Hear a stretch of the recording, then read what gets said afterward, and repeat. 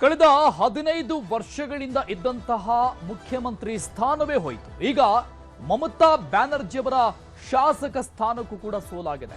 ಖುದ್ದು ಅವರೇ ಸೋತಿದ್ದಾರೆ. ಸುವೇಂದು ಅಧಿಕಾರಿ ಎದುರಿಗೆ 15,105 ಮತಗಳಿಂದ ಸೋತಿರುವಂತದ್ದು ಮಮತಾ ಬ್ಯಾನರ್ಜಿ. ಇಲ್ಲಿವರೆಗೂ ಸಿಎಂ ಆಗಿದ್ದಂತ ಮಮತಾ ಬ್ಯಾನರ್ಜಿ ಅವರೇ ಸೋಲನ್ನ ಅನುಭವಿಸಿದ್ದಾರೆ. ಅದು ಕೂಡ ಅತಿ ದೊಡ್ಡ ಮಾರ್ಜಿನ್ ಇಂದ 15,105 ಮತಗಳಿಂದ ಸುವೇಂದು ವಿರುದ್ಧವಾಗಿ ಸೋಲನ್ನು ಅನುಭವಿಸಿದ್ದಾರೆ. ಭವಾನಿಪುರ, ನಂದಿಗ್ರಾಮ ಎರಡೂ ಕಡೆಯಲ್ಲೂ ಕೂಡ ಸುವೇಂದು ಗೆಲುವನ್ನ ದಾಖಲಿಸಿರುವಂಥದ್ದು. ಎರಡೂ ಕಡೆ ಪಾರ್ಟಿಸಿಪೇಟ್ ಮಾಡಿದ್ರು ಸುವೇಂದು. ಇನ್ನೇನಿದ್ರು ಬಂಗಾಳದಲ್ಲಿ ಬಿಜೆಪಿಯದ್ದೇ ದರ್ಬಾರ್ ಅನ್ನುವಂತಹ ರೀತಿಯಲ್ಲಿ ಈ ರಿಸಲ್ಟ್ ಕಾಣಸಿಗ್ತಾ ಇದೆ. ಬರೋಬ್ಬರಿ 15 ವರ್ಷಗಳಿಂದ ಇದ್ದಂತಹ ದೀದಿ ಕೋಟೆಯನ್ನ ಛಿದ್ರ ಮಾಡಿರುವಂಥದ್ದು. ಅಟ್ಲೀಸ್ಟ್ ಅವರಿಗೆ ಶಾಸಕ ಸ್ಥಾನವನ್ನು ಉಳಿಸಿಕೊಳ್ಳೋಕೆ ಆಗದಿರುವಂತಹ ಪರಿಸ್ಥಿತಿಯಲ್ಲಿ ಇವತ್ತಿನ ರಿಸಲ್ಟ್ ಆಚೆ ಬಿದ್ದಿರುವುದು ದೃಶ್ಯದಲ್ಲಿ ನೋಡ್ತಾ ಇದ್ದೀವಿ. 15,105 ಮತಗಳ ಅಂತರ ತೋರಿಸ್ತಾ ಇದೆ. 73,917 ಮತಗಳನ್ನ ಸುವೇಂದು ಅಧಿಕಾರಿ ಪಡೆದುಕೊಂಡಿರೋದು.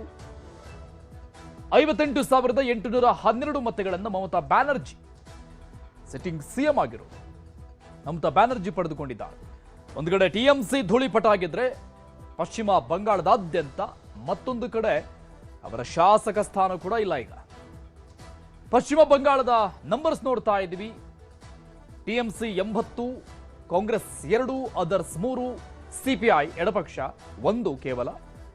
ಭರ್ಜರಿ ಬಹುಮತ ಪಡೆದುಕೊಂಡಿರುವಂಥದ್ದು ಬಿಜೆಪಿ 207 ಕ್ಷೇತ್ರಗಳಲ್ಲಿ ಗೆಲುವನ್ನ ದಾಖಲಿಸಿದೆ. ಇಲ್ಲಿ ಸರ್ಕಾರವನ್ನ ಫಾರ್ಮ್ ಮಾಡೋಕೆ ಬೇಕಾಗಿರುವಂಥದ್ದು ಅಂದ್ರೆ ಮ್ಯಾಜಿಕ್ ನಂಬರ್ 148.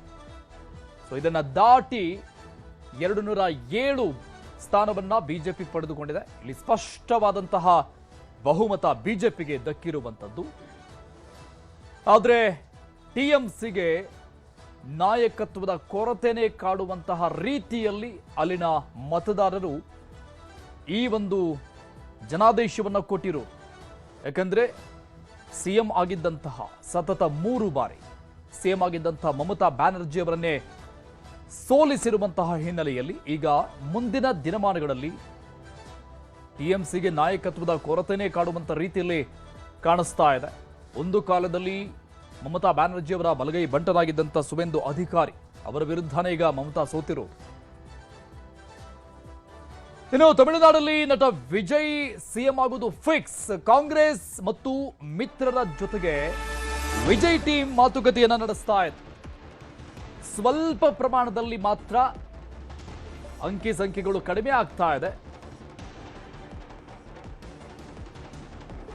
ಒಂದು ಕಡೆ ಕಾಂಗ್ರೆಸ್ ಮತ್ತು ಒಂದಿಷ್ಟು ಮಿತ್ರ ಪಕ್ಷಗಳ ಜೊತೆಗೆ ವಿಜಯ್ ಟೀಮ್ ಮಾತುಕತೆಗೆ ಮುಂದಾಗಿರೋ ಯುವ ಜನರ ಧ್ವನಿಯಾಗಿ ಕಾಂಗ್ರೆಸ್ ಇರುತ್ತೆ ಅಂತ ರಾಹುಲ್ ಗಾಂಧಿ ಹೇಳಿದ್ದಾರೆ.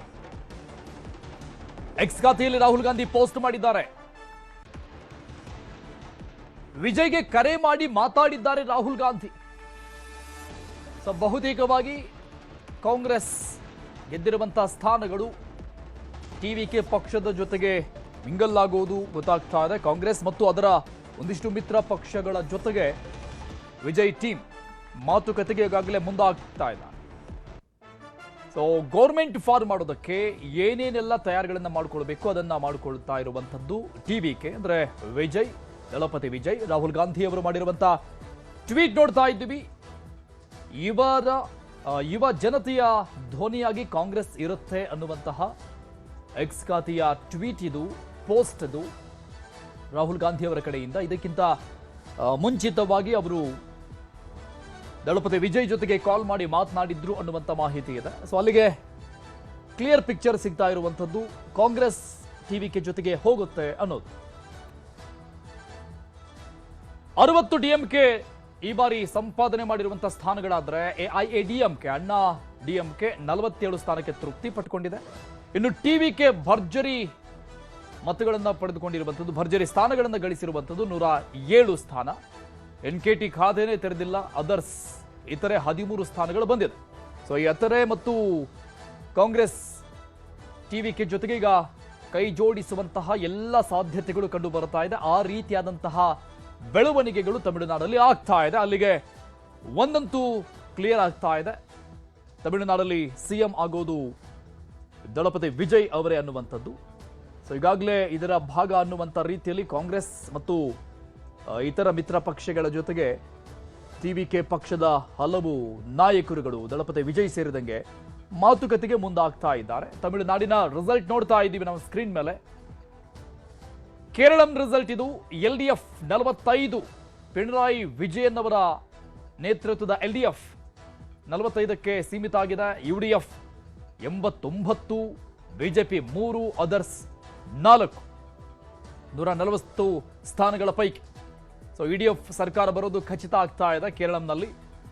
ಬಿಜೆಪಿ ಇಲ್ಲಿ 3 ಸ್ಥಾನಗಳನ್ನು ಪಡೆದುಕೊಂಡಿದ್ರೂ ಕೂಡ ಇದು ಅಭೂತಪೂರ್ವವಾದಂಥ ಗೇನ್.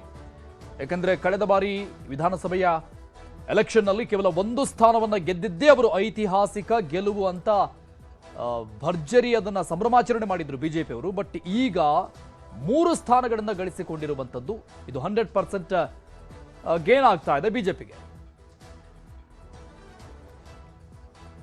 ಅಸ್ಸಾಂನಲ್ಲಿ ಮತ್ತೆ ಸ್ಪಷ್ಟ ಬಹುಮತದ ಜೊತೆಗೆ ಬಿಜೆಪಿ ಹ್ಯಾಟ್ರಿಕ್ ಗೆಲುವನ್ನ ದಾಖಲು ಮಾಡಿಕೊಂಡಿರುವುದು. ಸರ್ಕಾರ ರಚನೆ ಮಾಡ್ತಾ ಇದೆ ಅಸ್ಸಾಂನಲ್ಲಿ ಬಿಜೆಪಿ.